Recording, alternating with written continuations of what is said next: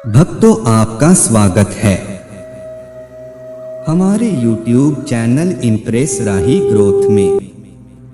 भक्तों, दिवाली के त्योहार को दीप पर्व अर्थात दीपों का त्योहार कहा जाता है। दिवाली के दीप जले तो समझो बच्चों के दिलों में फूल खिले, फुलझड़ियां छूटी और पटाखे उड़े। ये सब त्योहार का हिस्सा हैं, आनंद का स्रोत हैं। दीप पर्व अथवा दिवाली क्यों मनाई जाती है? इसके पीछे अलग अलग कहानियां हैं, अलग अलग परंपराएं हैं। कहते हैं कि जब भगवान श्री राम 14 वर्ष के वनवास के पश्चात अयोध्या नगरी लौटे थे, तब उनकी प्रजा ने मकानों की सफाई की और दीप जलाकर उनका स्वागत किया। दूसरी कथा के अनुसार जब श्री कृष्ण ने राक्षस नरकासुर का वध करके प्रजा को उसके आतंक से मुक्ति दिलाई, तो द्वारका की प्रजा ने दीपक जलाकर उनको धन्यवाद दिया। एक और परंपरा के अनुसार सतयुग में जब समुद्र मंथन हुआ, तो धन्वंतरी और देवी लक्ष्मी के प्रकट होने पर दीप जलाकर आनंद व्यक्त किया गया। जो भी कथा हो, ये बात निश्चित है कि दीपक आनंद प्रकट करने के लिए जलाए जाते हैं, खुशियां बांटने का काम करते हैं। भारतीय संस्कृति में दीपक को सत्य और ज्ञान का द्योतक माना जाता है, क्योंकि वो स्वयं जलता है पर दूसरों को प्रकाश देता है। दीपक की इसी विशेषता के कारण धार्मिक पुस्तकों में उसे ब्रह्मा स्वरूप माना जाता है। ये भी कहा जाता है कि दीपदान से शारीरिक एवं आध्यात्मिक शक्ति प्राप्त होती है। जहां सूर्य का प्रकाश नहीं पहुंच सकता है, वहां दीपक का प्रकाश पहुंच जाता है। दीपक को सूर्य का भाग सूर्यांश संभवो दीप कहा जाता है। धार्मिक पुस्तक स्कंद पुराण के अनुसार दीपक का जन्म यज्ञ से हुआ है। यज्ञ देवताओं और मनुष्य के मध्य संवाद साधने का माध्यम है। यज्ञ की अग्नि से जन्मे दीपक पूजा का महत्वपूर्ण भाग है। जब सूर्य का जन्म हुआ, तब उसने संपूर्ण दिवस संसार को अपने प्रकाश से आलोकित किया। जैसे जैसे उसके अस्त होने का समय समीप आने लगा, उसे ये चिंता होने लगी कि अब क्या होगा। उसके अस्त होने के पश्चात दुनिया में अंधकार फैल जाएगा। कौन मानव के काम आएगा, कौन उन्हें रास्ता दिखाएगा। आकाश से एक आवाज आई, आप चिंतित न हो, मैं हूं ना, मैं एक छोटा सा दीपक हूं, पर प्रात काल तक अर्थात आपके उदय होने तक मैं अपने सामर्थ्य भर संसार को प्रकाश देने का प्रयत्न करूंगा। सूर्य ने संतोष की सांस ली और अस्त हो गया। दीपक का आरंभ कब हुआ, कहां हुआ, ये निश्चित रूप से कहना कठिन है। अनुमान है कि प्राचीन समय में जब मानव ने अग्नि की खोज की होगी, तभी दीपक अस्तित्व में आए होंगे। आरंभ में घास फूस को बांधकर जलाया गया और प्रकाश प्राप्त किया गया। आग जल जाती थी तो जली हुई रखी जाती। मशाल के रूप में ये दीपक थे जो प्रकाश देते थे। पत्थर के युग में मानव ने खोखले पत्थरों को दीपक की भांति उपयोग में लाना आरंभ किया। वृक्षों की पतली नर्म छाल को रस्सी की भांति बटकर बाती बनाई जाती। फिर मानव ने पत्थर और पत्थर की चट्टानों को खोदकर दिए बनाना आरंभ किया। गुफाओं में मूर्तियां एवं चित्र बनाने की प्रक्रिया में पत्थर के ये दीपक सहायक सिद्ध हुए।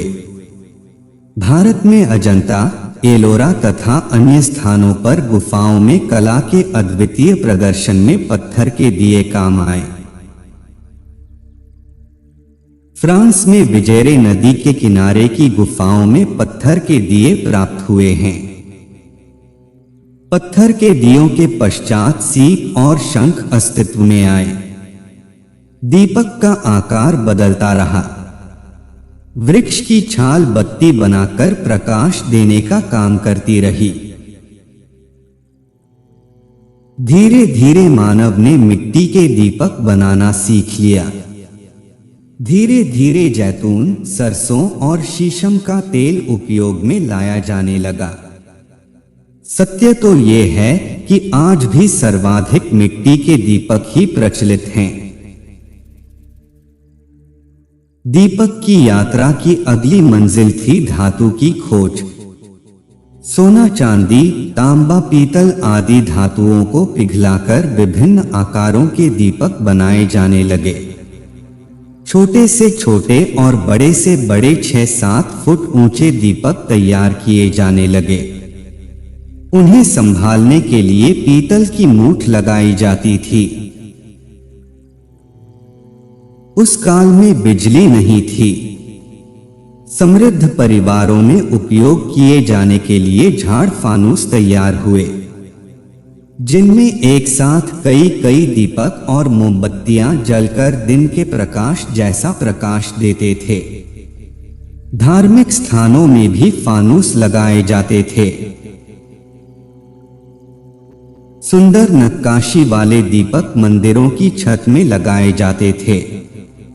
द्वार पर हाथी और शेरों की आकृति वाले दीपक दक्षिण भारत के मंदिरों में आज भी देखने को मिल जाते हैं।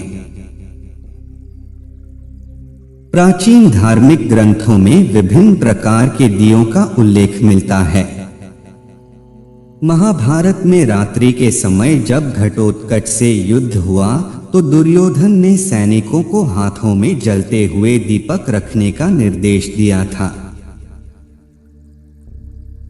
मथुरा, पाटलिपुत्र, पटना, टेक्सिला, तक्षशिला, पाकिस्तान में अवंतिका, उज्जैन आदि में खुदाई के दौरान मिट्टी के दीपक प्राप्त हुए थे। टेक्सिला के दीपक कलाकारी के उत्तम नमूने थे। उनमें विशेष बात ये थी कि दीपक का निचला भाग ठंडा रखने के लिए उनमें पानी भरने का स्थान होता था। हड़प्पा संस्कृति के दीपक बलूचिस्तान में माल नामी स्थान से प्राप्त हुए। वो मिट्टी से बने चौकोर दीपक थे। उनके चारों कोनों में बत्तियां रखने का स्थान था। मोहनजोदड़ो में पाए गए दीपक गोलाकार थे। वहां मार्ग के दोनों ओर लगाए जाने वाले दीपक भी प्राप्त हुए थे। भारत में यूनान देश के दीपकों से प्रभावित होकर नाव के आकार के दीपक भी बनाए गए।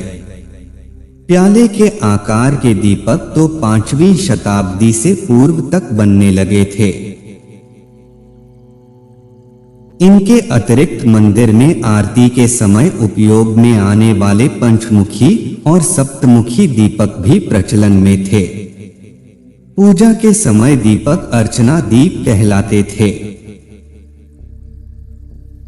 शयन कक्ष में निशी दीपक प्रयुक्त होते थे। बंदरगाहों में मार्ग दिखाने वाले आकाश दीप नाम से जाने जाते थे। पेड़ों पर लटकाए जाने वाले दीपकों का वृक्ष दीप नाम था। इनमें अनेक टहनियां होती थीं। प्रत्येक टहनी पर दीपक और ऊपर भाग में किसी देवी देवता की मूर्ति केवल सिर होता था। घर के त्योहारों में आटे के दीपक काम में लाए जाते थे। दूसरों की भलाई के लिए काम में लाए जाने वाले नंदा दीप कहलाते थे। कल्हण की राज तरंगिणी में धनिकों के घरों में मोती माणिक के दीपक मणिदीप इस्तेमाल किए जाते थे। सुंदर स्त्रियों के रूप में दीपांगना अथवा दीपलक्ष्मी ऐश्वर्य को दर्शाते थे। भारत के विभिन्न राज्यों के दीपक अपनी अलग पहचान रखते हैं। जैसे व्याघ्र दीप ओडिशा में होता एच, राजलक्ष्मी दीप बंगाल में पाया जाता एच, मयूर दीप राजस्थान में और कनक दीप बिहार में जलाया जाता एच, नागदीप महाराष्ट्र में बहुत प्रसिद्ध हैं। भारत में पुणे महाराष्ट्र का केलकर संग्रहालय है और ग्वालियर मध्य प्रदेश का प्रिंस ऑफ वेल्स म्यूजियम अपने दीपक संग्रह के लिए प्रसिद्ध है। महात्मा बुद्ध की माता श्री माया देवी के शयन कक्ष में रखा रहने वाला दीपक, लकड़ी के खंभे पर गांधार शैली में बना हुआ दीपक भारत का सबसे बड़ा दीपक है। मिस्र देश के सम्राट क्लोरस के महल में एक इतना बड़ा दीपक था जिसका प्रकाश 200 मील तक जाता था।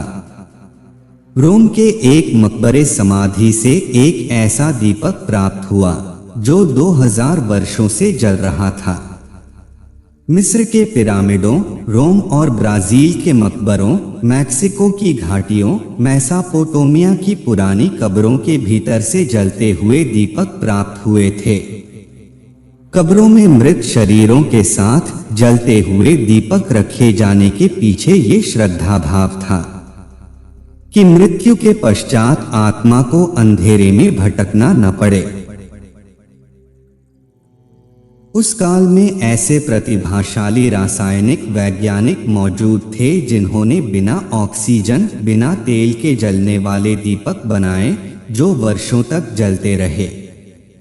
आधुनिक वैज्ञानिक ये मानते हैं कि सोडियम, एंटीमनी, सोना, पारा, प्लेटिनम और गंधक मिलाकर वो रसायन तैयार किया जाता था। ऑक्सफोर्ड यूनिवर्सिटी के कुछ वैज्ञानिकों ने इस संबंध में कई प्रयोग किए। उन्होंने मिथाइल अल्कोहल और फास्फोरस सल्फाइड का मिश्रण